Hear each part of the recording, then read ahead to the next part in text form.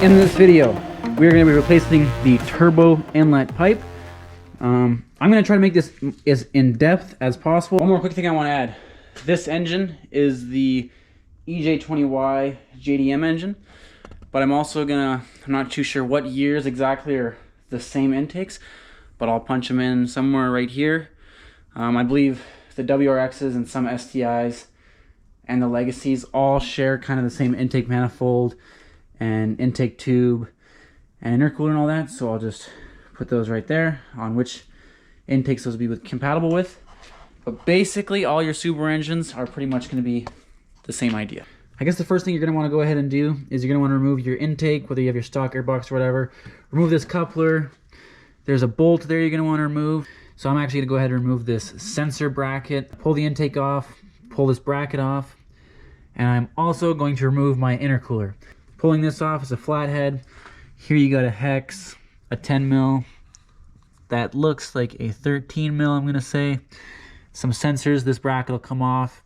That'll give you some more room. Pull these sensors off. Don't forget where your lines are. Your intercooler is super easy to pull off. You got two 12 mils on either side. Pull those brackets off. Vacuum line for your blow-off valve. This little clamp comes off. This guy comes off right here, this clamp, and then you have one more hose clamp down there, and then your intercooler will literally just pop right off. So we're gonna go ahead, we're gonna remove all that, and then we're gonna take you guys into the rest of the process. So basically, real quick, gonna go over, now that we got the intercooler out, if you guys look back here from this side,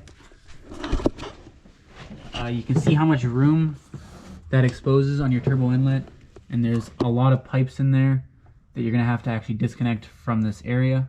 So that's why you remove the intercooler. Now what we're gonna do is we're gonna focus on these connectors. So this connector is just kind of like a push type connector. You're just gonna put your thumb on this little tab, push it, and that'll pull right off. This one's gonna be the same thing. Just push on this little tab here and then pull it off. I'm actually going to just unbolt this sensor here and lay this to the side. And I'm also going to unbolt this sensor, and then I'm going to remove this bolt down here, this hex bolt over here. I'm going to unhook this vacuum line right here, this one back there. I'm also going to undo this bolt, and then we're going to go from there. So we went ahead, we removed this bolt. I've also removed this vacuum line, which is super easy. This one just popped off. This one back here, you can see the hose just underneath it. Was a little more stubborn. I just used a set of pliers to kind of wiggle it back and forth and pop it off. So that's good, that's off. You might have 3 vacuum lines off here. You might have 2. In my case, I only had 2. So now what we're gonna do is we're gonna move to the back side here. And what we're going to do is we're gonna remove this vacuum line just for some extra room. I'm also gonna remove it off of the valve cover to kind of pull it out of the way. If we go over to where Leo is here. Just right down here. Yeah, you can actually see there's just a little spring clamp on the valve cover, and we'll just pull that guy off. Now she's off. So you don't even slide it out, just kind of move it. Yeah, so just move it. I think right there is probably good. I'll twist this thing upside down like that. That's facing up, and that will just give us the room we need. Just those few extra inches are gonna make this job a lot easier. That's what she said. So for in here now, this tube goes to the top of the intake, which you guys can see right there. If you follow that tube up, it goes to the top of your intake tube. We're gonna have to remove that. You can see I'm on that hose that goes up there. And now I'm going to wiggle this back and forth just to break it loose. And then I'm going to pull up with my handy dandy pliers. Oh, and it is coming. Oh, and we are off. Okay, there's also another little vacuum line here. You just kind of want to leave that. Don't bother it, just leave it alone. I'm gonna take this 10 mil off, and then we're gonna pull that clamp off, and that tube should slide right off with no problem. Now that this pipe is loose, we can just go ahead and we are going to, I'm actually gonna just pop this hose off, Liam. Just get it right out of your way. Yeah, I need to get more articulation. Yeah, so just pop this guy off. Holy, this thing is stubborn as heck. Maybe this is the longest part of the job. What I'm doing here is I'm just going to use a set of little vice grips to lock this guy. And now that that's locked, I'm actually going to go ahead and just kind of try to pry this hose off. Or even use my pliers just to work it off. Oh, it's going. There we go. See, the intake is loose. So now, as far as I'm concerned, this tube should just kind of pull out.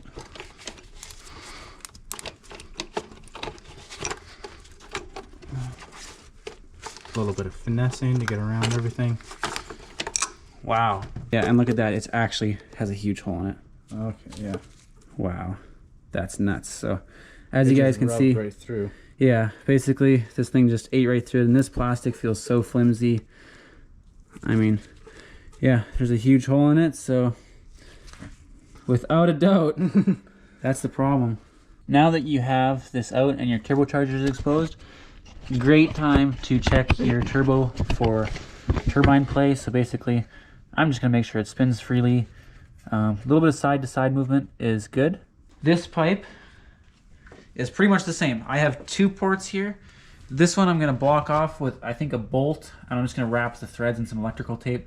As for this tube that goes over here, what I'm actually going to do is I'm actually going to cut it right here so that this can go onto that barb like that. Because on our intake over here, you can see that this was actually on like so. So yeah, I'm going to go ahead and snip this off. Put a bolt in here. I took a bolt, wrapped it in some electrical tape, and I am putting a clamp around here. I don't think you have to put a clamp around it, but I'm just a little paranoid and I want to really make sure that it's sealed.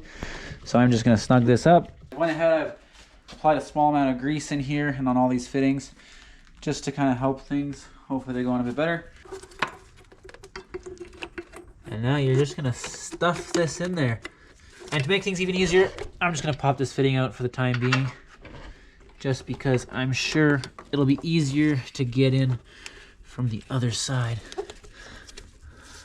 Okay. This is definitely a little challenging.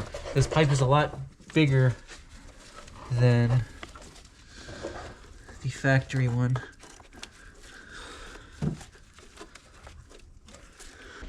So real quick, I guess this is what happens when you buy a intake pipe off eBay. Long story short, this is a little too long, so I'm gonna cut it, and then that way it can go a little bit further back. So I'm just gonna trim this up, and yeah, then we're gonna slap around.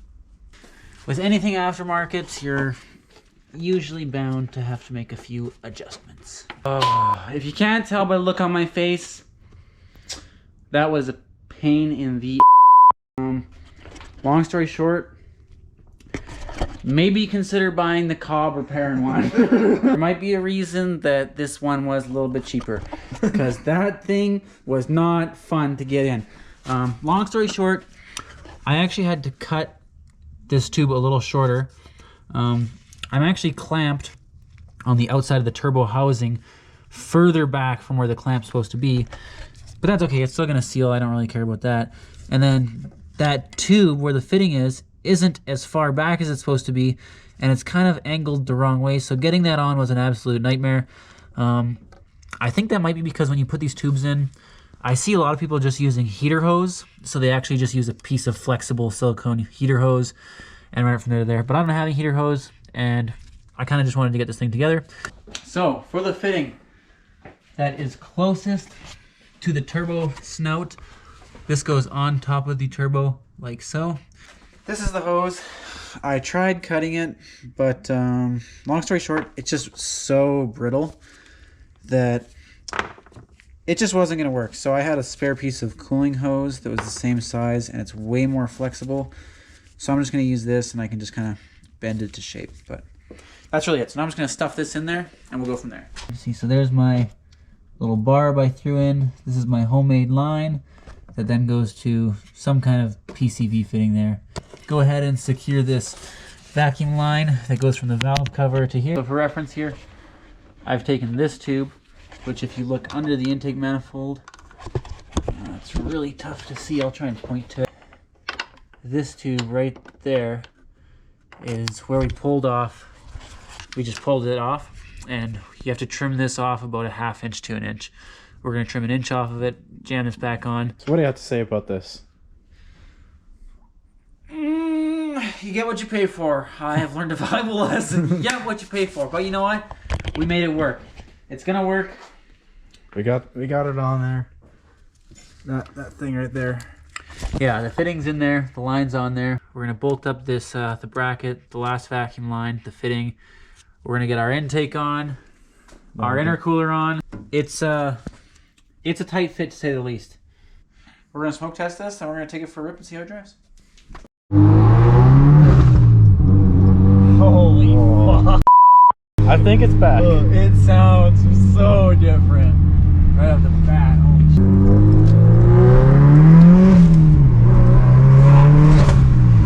Car is definitely running normal.